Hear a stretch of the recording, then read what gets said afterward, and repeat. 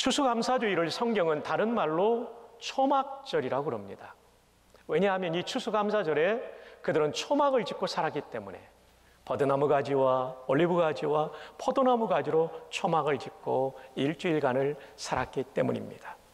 그 삶은 굉장히 불편했지만 하나님께서 추수감사절을 초막, 풀과 나뭇가지로 지은 텐트 속에 살게 하신 데는 그 뜻이 있죠. 과거 그 조상들이 이집트에서 나와서 초막에서 살았거든요. 그러면서 체험학습을 하는 거죠. 너희들이 지금 이런 많은 곡식과 목축의 산물을 가지고 감사하는 것도 중요하지만 더 근원적인 감사는 너희 조상들이 애굽에서 나온 구원의 은혜가 있었기 때문에 이것도 기쁨이란다. 노예에게 추수가 얼마나 기쁨이 되겠어요?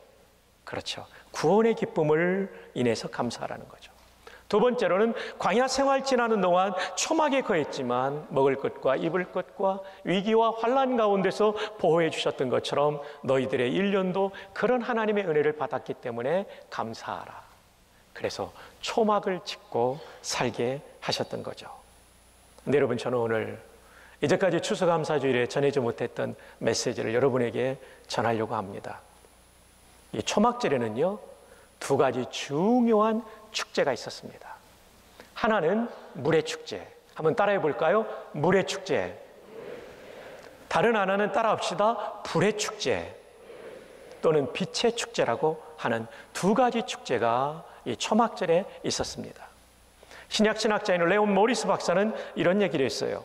유대인들의 초막절 절기에서 물과 빛에 대한 표상은 둘 다 매우 중요하다. 물과 빛에 대한 표상은 매우 중요하다. 자, 여러분, 초막절에는요, 매일 아침 물의 축제를 행하게 됩니다. 아침에 되면 제사장 한 사람이 양뿔, 그 양각나팔이라고 하죠. 양뿔 나팔을 들고 성전 남서쪽 산에 올라가지고 나팔을 불어댑니다. 뿌, 뿌, 뿌. 매일 아침 부는 거예요. 예. 제가 양각나팔을 다음에는 사가지고 와서 불도록 하겠습니다. 좀 더 사실감이 있도록. 네. 아침마다 7일 내내 부는 거예요.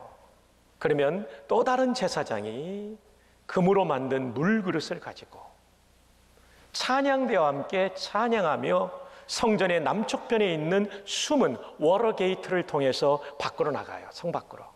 그리고 실로암 연못에 가요. 그리고 실로암 연못에 가면 이 물이 마실 수 있는 물이었는가 봐요. 이 물 항아리 비슷한 것을 푹 담그면서 그는 이사야 12장 3절을 외칩니다. 그러므로 너희가 기쁨으로 구원의 우물들에서 물을 기르리로다 하면서 물을 떠옵니다. 그럼 옆에 있는 제사장 한 사람은 파피루스 플룻을 가지고 쫙 연주를 해요. 그리고 이들은 다시 찬양하면서 성전으로 돌아옵니다. 그러면 번제단 앞에 이르렀을 때 역시 제사장이 양각나팔을 3번 불 때 그는 이 물을 번제단의 전제로 드리는 거죠. 이럴 때 뜰에 있던 모든 유대인들은 할렐루야 찬양을 하게 됩니다. 핸델의 메시아 말고요, 시편 113편에서 118편의 찬양을 부릅니다. 그리고 레위인들은요, 그 당시에 계단이 15개가 있었다고 그래요. 반원형으로 생긴, 우리 찬양대 모습하고 비슷해요. 반원형으로 생긴 계단, 우리는 한 6개밖에 안 되는데 15개의 계단에 레위인들이 서서 온갖 악기를 찬양하게 되는 거예요. 연주하며 찬양하게 되는 거예요. 그러면서 그들은 물을 붓는 것이죠. 여러분, 이 물의 축제는 제사장의 축복으로 마쳐집니다. 그러면 이 물의 축제의 의미는 무엇일까요? 제단에 물이 부어지는 것처럼 그 옛날 반석을 깨뜨려 물을 마시게 하셨던 광야 시대의 하나님의 은혜를 기억하며 감사하는 거죠. 그러니까 이 사람들의 감사는 항상 통시적이에요. 조상들의 감사가 우리의 감사로 연결돼요. 그리고 또 하나, 우리의 감사는 뭐냐면 지난 한 해 동안 농사짓고 양과 소를 키울 때 하나님께서 하늘에 비를 내려주시고 아침에 이슬을 내려주심으로 말미암아 우리의 농사가 가능했던 것, 하나님의 은혜입니다 하는 찬양을 이 물의 축제 때 드리는 것입니다. 그러니까 초막절에는 첫 번째가 물의 축제예요. 우리의 생업에 필요한 물을 주신 하나님께 감사하는 축제인 거죠. 이게 초막절이에요. 근데 예수님은 이 초막절에 한 걸음 더 나아가세요. 지금 이 초막절의 내용이 요한복음 7장에 나오고 오늘 본문이 8장이잖아요. 이게 지금 초막절 추수감사절과 다 연결된 본문이에요. 아마 여러분은 도대체 요한복음 8장과 오늘 추수감사절이 무슨 연결일까 고민일 텐데 7장이 초막절이고 8장은 초막절 이튿날 사건이기 때문에 연결이 되는 것입니다. 자, 예수님께서는 이 물의 축제와 관련해서 어떤 말씀을 하실까요? 요한복음 7장 37절 명절 끝날, 이 명절이 초막절입니다. 앞에 보면 초막절이라 나와요. 끝날, 지금 말로 하면 추수감사절이에요. 명절 끝날, 곧 큰 날에 예수께서 서서 외쳐 이르시되 누구든지 목마르거든 내게로 와서 마셔라. 실로암 연못물 가지고는 안 된다는 겁니다. 물리적인 물 가지고는 인생의 목마름이 다 해결될 수 없다는 겁니다. 계속해서 보실까요? 38절 나를 믿는 자는 성경에 이른 것 같이 그 배에서, 그 어디에서요? 이 배라는 얘기는 마음을 뜻해요. 그 배, 그 마음에서 뭐가 흘러나온다고요? 생수의 강이. 맞습니다, 여러분. 예수님과 가까워지면 우리의 마음에 생수의 강이 흘러넘치게 됩니다. 인생의 목마름이 해결되는 거죠. 초막절에 예수님은 지금 무슨 얘기를 하고 있냐면요, 지난 1년 동안 비가 잘 내리고 이슬이 잘 내려서 농사 목축 잘 지은 거, 이 물질의 복만을 감사하라는 게 아니에요. 더 중요한 것은 네 마음에 생수의 강이 흘러야 된다. 그럼 이 생수의 강은 무엇을 가리킬까요? 그 다음 절에 나오죠. 함께 읽어요. 7장 39절 시작. 이는 그를 믿는 자들이 받을 누구를요? 성령을 가리켜 말씀하신 것이라. 거기까지요. 맞습니다, 여러분. 예수님과 가까워지면 말씀 묵상하고 기도하고 순종하고 또 기도의 또 다른 형태인 찬양을 드리다 보면요, 내 마음에 성령님이 충만하게 임하세요. 손경민 목사님 어머님이 인생의 고난을 이긴 비결은 그 마음에 생수의 강이 흘렀기 때문입니다. 끝없는 기도, 끝없는 예배, 끝없는 말씀, 순종의 삶을 통해 그 가슴 속에 생수의 강이 흐르니까 28의 남편한테 버림받고, 가난하고 그렇게 가난한지, 삶의 고단함이 끊임이 없었지만 그럼에도 불구하고 행복하다라고 말하시는 것은 그 가슴에 생수의 강이 흘렀기 때문입니다. 주 안에 사랑하는 성도 여러분, 오늘 우리가 마땅히 하나님께 감사도 해야 되지만 예수님께서 이 물의 축제를 확장하고 연장해서 강조하신 것처럼 성령의 충만함으로 말미암은 생수의 강이 여러분의 가슴 속에, 여러분의 마음 속에, 인생에 충만하게 흘러가기를 주님의 이름으로 축복합니다. 추수감사절에 우리가 이 기도해야 되는 거예요. 저도 이 메시지는 처음 전하는 것 같아요. 이 각도에서는요. 그 다음에 이들은 오후에 그리고 저녁, 아니 그 다음날 동이 트는 새벽까지 빛의 축제를 했다고 합니다. 저녁이 되면 제사장이 또 양강나풀을 불죠. 사람들이 모여듭니다. 그리고 예루살렘 성전 뜰에 높이 들려있는 기름 등잔대를 불을 붙이게 되죠. 4개가 있었다고 그래요. 근데 이 기름 등잔대가 높이 들려 있었고 굉장히 큰 것이었다고 그래요. 그리고 성전은 여러분 아시다시피 예루살렘의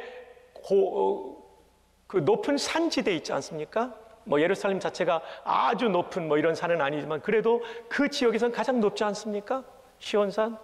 그래서 위에서부터 사방으로 빛을 비추어서 예루살렘의 모든 집의 뜰에도 이 빛이 비추어졌다고 그래요. 그리고 유대인 남자들은 손에 횃불을 두고 하나님을 찬양하는 거죠. 찬양하면서 그들은 하나님께 영광을 돌리며 우리의 인생에 빛을 주신 하나님을 높이며, 그리고 레위인들은 온갖 악기를 동원해서 하나님을 찬양하는데요, 이 빛의 축제가요 다음 날 동틀 때까지, 새벽 동틀 때까지 계속되었다고 합니다. 그 의미는 무엇입니까? 이 빛은 또 불의 축제라고도 하는데, 광야 40년 동안 불기둥으로 그들을 보호하셨잖아요. 추위를 이기게 해주셨고 어두움을 밝혀주셨던 그 불기둥처럼 우리 조상들도 그렇게 보호하셨을 뿐만 아니라 지나온 1년 동안 수많은 어두움이 내 인생에 몰려왔지만 하나님께서 불기둥처럼 빛을 비추어 주시고 따스한 온기로 보호해 주심으로 지난 한 해 살아왔습니다 하는 고백이 바로 초막절의 불의 축제가 되는 것이죠. 우리도 그렇지 않습니까? 너무나 어려운 약 3년간의 코로나의 시기를 지내면서 우리가 얼마나 힘들고 어려웠습니까? 그때 하나님께서 불기둥으로 우리를 따뜻하게 보듬어 주시고 또 우리의 길을 인도해 주셔서 오늘 우리는 여기까지 올 수가 있었던 것이죠. 그래서 우리는 이 추수감사주일에 초막절의 정신을 가지고 빛의 축제의 정신을 가지고 감사해야 되는 거죠.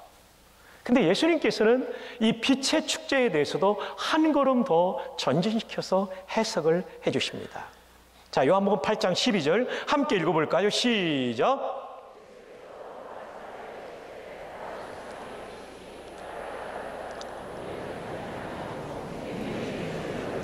예수님이 세상의 빛이시고 예수님을 따라가는 사람, 예수님과 동행하는 사람이죠. 제자가 되는 것을 말하죠. 그런 사람은 어둠에 다니지 않아요. 여기서 말하는 어둠은 첫 번째, 죄 짓는 일을 하지 않고 두 번째, 슬픔과 절망과 좌절에 다니지 않습니다. 생명의 빛이 그 안에 있기 때문에 그렇습니다. 여러분, 이 초막절에서 우리가 배워야 될 또 중요한 빛의 축제의 이 불의 축제에서 배워야 될 중요한 내용은 뭐냐면 하나님께서 내 인생에 보호해 주셨다는 정도가 아니라 빛 대신 예수님과 동행하는 삶을 사는 것이 중요하다는 것을 배워야 됩니다. 제가 좋아하는 레온 모리스 박사는 그의 주석에서 이렇게 말해주고 있어요. 예수님을 따르는 자는 어둠에 다니지 아니하고 생명의 빛을 얻는다는 이 말씀에서 따르는 자라는 분사에 초점을 맞춥니다. 읽어드릴게요. 우리는 예수님을 따르는 것이 계속의 의미를 가진 현재 분사로 사용되었다는 것을 간과하지 말아야 된다. 헬라어는 현재 진행형이 없고요, 현재 동사가 진행의 의미까지 가지고 있어요. 그거 놓치면 안 된다는 거죠. 여기서 예수님은 전심으로 따르는 제자도를 말씀하시는 것이지 일시적으로 예수님을 지지하는 것을 말씀하지 않으신다. 자, 자막 내려놓고 쉽게 생각합시다. 한번 반짝 예수님 따르겠다고, 나 예수님 지지합니다, 이게 신앙생활이 아니라는 거예요. 계속해서 예수님을 따라가는 제자가 되라. 진정한 제자가 되라. 이 얘기는 무슨 얘기입니까? 끊임없이 스승이신 예수님의 뜻을 여쭙고 그분의 뜻을 따라 내 삶을 살다 보면 내 인생의 어둠이 물러간다는 것입니다. 죄악이 물러간다는 것입니다. 슬픔이 물러간다는 것입니다. 좌절이 물러간다는 것입니다. 손경민 목사님 가정이 그 가정이에요. 바로 얼마나 힘들겠어요. 여러분이 한번 생각해 보세요.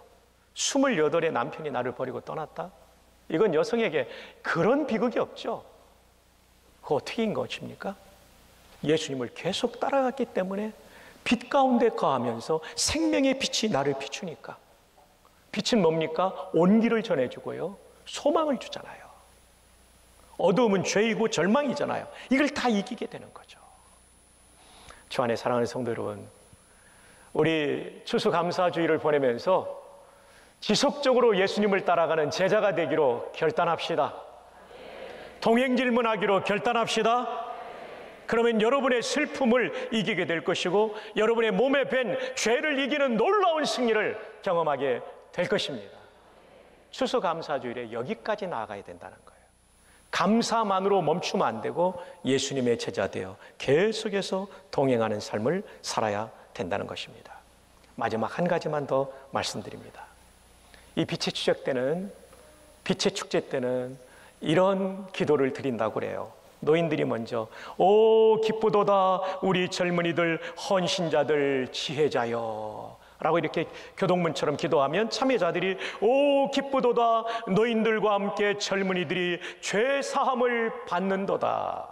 그 다음 다 함께 젊을 때 죄 사함을 받는 자는 복되도다. 죄를 지었지만 죄 사함을 받는 자는 복이 있을지어다. 빛의 축제에 이런 고백을 한대요. 왜냐하면 은혜의 빛 앞에 내 죄성이 드러나고 이것을 고백하는 거죠. 그리고 용서를 받는 거죠. 그러니까 빛의 축제는 또 하나의 특징이 용서라는 특징을 가지고 있는 거죠. 자, 이것이 사실은 오늘 전하려고 하는 마지막 가장 중요한 포인트가 됩니다. 오늘 본문 요한복음 8장은요 어제로서 초막절이 끝난 거예요. 어제로서 추수감사절이 끝난 겁니다. 그 밤에 그들은 빛의 축제를 하면서 어떤 경험을 했습니까? 죄 용서를 구했고 용서를 받는 사죄의 은총을 경험한 거예요. 근데 바로 이튿날 이들은 사죄의 은총을 받은 사람답지 않게 살았다 하는 것이 8장의 내용입니다. 8장 2절 이하에 보면 예수님께서 초막절이 끝난 다음 날 성전에 들어가서 말씀을 가르치세요. 그때 바리새인과 서기관들이 예수님께 찾아옵니다. 한 여인을 끌고 옷도 제대로 추스리지 못한 한 여인을 끌고 예수님께로 데리고 옵니다. 선생이요, 이 여인이 현장에서 간음하다가 붙잡혔나이다. 모세의 율법을 따르면 이 여인을 돌로 쳐 죽여야 되는데 선생은 어떻게 생각하십니까? 여러분 일단 여기서 좀 궁금하지 않습니까? 간음을 했으면 남자도 끌고 와야 되는데 왜 여자만 끌고 왔을까? 이 남자가 도망갔을 가능성도 있고요. 성경이 말하지 않으니까 뭐라고 말할 수는 없어요. 그러나 바리새인과 서기관들이 지금 제대로 된 문제 제기를 하지 않는다는 것을 알 수 있죠. 이것은요 함정이었습니다. 만약에 이 여인을 돌로 치라 그러면 로마법을 어기는 거예요. 그 당시 유대 나라는 로마 식민지였기 때문에 로마법을 어겨도 안 되는 거잖아요. 뭐냐하면 로마법에는 간음이 처형을 할 죄가 아니었기 때문이죠. 반대로 돌로 치지 말라고 하면 모세의 율법을 어기는 거예요. 이렇게도 함정이 되고 저렇게도 함정이 되는 질문을 지금 아주 악한 의도를 가지고 하고 있다는 거죠. 그래서 요한복음 8장 6절에 보면 그들이 이렇게 말하면 고발할 조건을 얻고자 하여 예수를 시험함이러라. 돌로 치라고 하면 총독한테 고발하면 되고요. 돌로 치지 말라고 하면 사내들인 공회에 고발하면 되는 거예요. 어쨌든 예수님을 제거하려는 의도였다는 거죠. 근데 여러분 한번 생각해 보세요.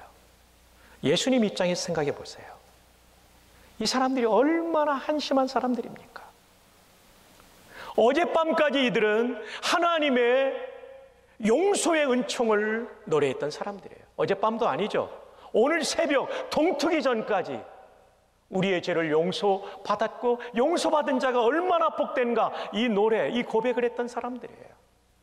근데 지금 이 사람은 이 바리새인과 서기관들은 예수님을 죽이려고 하고 동시에 한 여인을 돌로 쳐서 죽이려고 하는 것입니다. 용서를 받았지만 정작 자신은 다른 사람을 용서하지 않는 모습을 보여주고 있는 것입니다. 참 안타까운 모습 아닙니까? 어쩌면 이 모습이 저와 여러분의 모습일 수 있어요. 엄청난 용서를 받았지만 내가 용서해 줘야 될 사람을 용서하지 못하는 것. 배우자를 용서하지 못할 수도 있고 부모를 용서하지 못할 수도 있고 자녀를 용서하지 못할 수도 있고 친구를 용서하지 못할 수도 있고 교우를 용서하지 못할 수 있죠. 이것은 초막절의 정신이 아니죠. 이것은 추수감사주일의 정신이 아니죠. 추수감사주일은 그저 나은 사람의 감사만 드리는 것이 아니라 추수감사주일은 내가 빛의 축제로 말미암아 용서를 받았던 것처럼 나도 누군가를 용서하는 자리까지 나아갈 때 그것이 진정한 추수감사주일, 초막절이 되는 것입니다. 자, 그럼 예수님은 어떻게 반응하십니까? 8장 6절, 그들이 이렇게 말하면 고발할 조건을 얻고자 하여 예수를 시험함이로라. 예수께서 몸을 굽히사 손가락으로 땅에 뭐 하셨다고요? 쓰셨어요. 뭐를 쓰셨는지는 몰라요. 근데 이 쓰시니라는 단어가 카타그라포라는 단어예요. 보통은 쓰다가 그라포인데 카타가 붙으면 대항하여 쓰다. 찰스 스윈돌 목사님은 그래서 이렇게 말합니다. 그 뜻을 가지고 어떻게 말하냐면 예수님이 서기관들과 바리새인들의 은밀한 죄를 바닥에 썼을 것이다. 속된 말로 시커했을 겁니다. 이 여인이 죄인이라고 돌로 쳐서 죽여야 된다고 주장하려고 하는데 예수님이 이름 딱 알아가지고 박성규 너 이런 죄 졌지, 김명섭 너 이런 죄 졌지, 배유성 너 이런 죄 졌지, 김성배 너 이런 죄 졌지. 김성배 씨 미안합니다. 하긴 뭐 박성규도 들어갔으니까.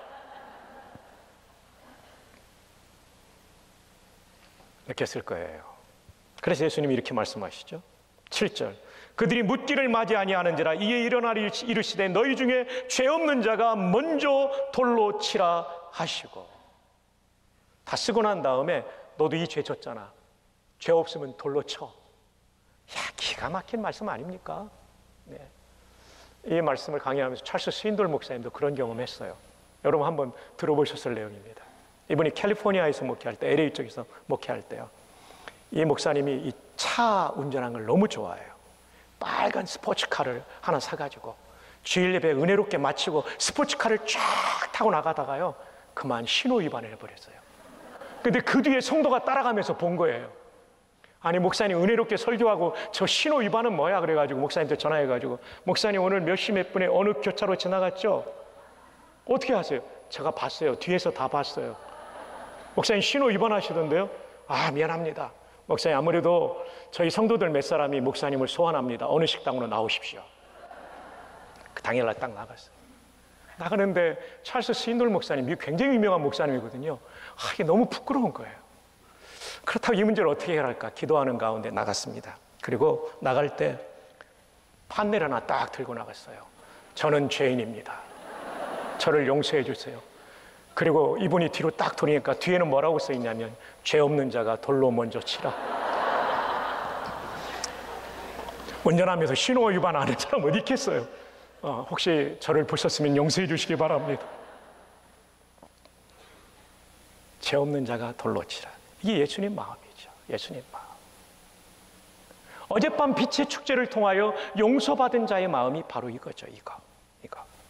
그리고 8절에 다시 땅에 쓰시고 9절에 보니까 그들이 이 말씀을 듣고 양심의 가책을 느껴 어른으로 시작하여 젊은이까지 다 떠나갔다는 거죠. 그리고 그 이후의 스토리는 예수님께서 나도 너를 정죄하지 않으니 다시는 이런 죄를 짓지 말라. 세컨드 찬스를 주는 겁니다. 여러분, 저는 미국에 살면서 미국도 죄인들이기 때문에 못된 것들이 있거든요. 근데 거기는 은혜가 있어요. 심지어 크레딧 카드를 갚아야 되는데 놓치면 은혜의 기간을 더 줘요. 10일이나 20일 연장해줘요. 영어로 그레이스 피리어드가 있어요. 은혜의 시간이 있어요. 세컨드 찬스가 있는 나라. 저는 우리 대한민국이 이런 은혜의 강물이 흐르는 나라 되기를 바랍니다. 우린 너무 예민하고 너무 각박해요. 은혜가 필요합니다. 용서가 필요합니다. 추수감사주일에 우리가 드리는 감사로도 하나님의 영광을 받으시지만 여러분이 누군가를 용서할 때, 그게 가족일지라도 누굴지라도 직장 동료일지라도 용서할 때 하나님이 높이 영광을 받으실 것입니다.